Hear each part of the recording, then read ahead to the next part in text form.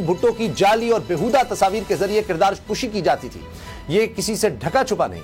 अब फिर नून लीग यही माजी दोहरा रही है। अब की बार निशाना इमरान खान की जात है। जाली तस्वीर बनाने वाले ऑडियो वीडियो लीक्स के गंदे धंधे के जरिए कप्तान और खिलाड़ियों की किरदार कुशी की जा रही है, क्योंकि हुकूमत के पास दिखाने को कोई कारकर्दगी नहीं।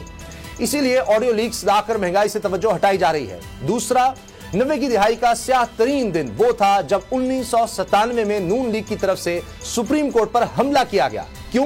क्योंकि नून लीग अदालत को नवाज शरीफ के खिलाफ फैसला सुनाने से रोकना चाहती थी। आज एक बार फिर नून लीग अदलिया पर हमलावर है। एक मुनज्जम और घिनौनी मुहिम चलाई जा रही है अदलिया और जजेस की किरदार कुशी की। 1997 में सुप्रीम कोर्ट पर हमले के पीछे नवाज शरीफ का नाम गूंजा, तो आज अदलिया मुखालिफ मुहिम की क़यादत उनकी बेटी मरीम नवाज कर रही है। और ये सब कुछ इसीलिए किया जा रहा है कि अवाम की तवज्जो अपनी नाकिस कारकर्दगी और महंगाई से हटाकर मजलूम बना जा सके। बेशर्मी की इंतहा देखिए कि हुकूमती नाअहली की वजह से डॉलर की कीमत में जो इजाफा हुआ, इसका मलबा भी अदलिया पर डाला जा रहा है। इस हवाले से आज प्रोग्राम में आपको नाकाबिले तरदीद वीडियो भी सबूत के तौर पर पेश करेंगे।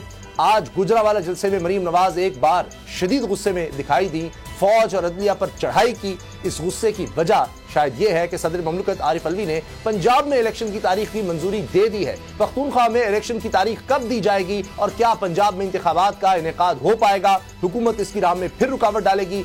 इसी से आगाज करेंगे। सैयद मुजम्मिल शाह मेरे साथ। फिर 30 अप्रैल को इलेक्शन देख रहे हैं आप।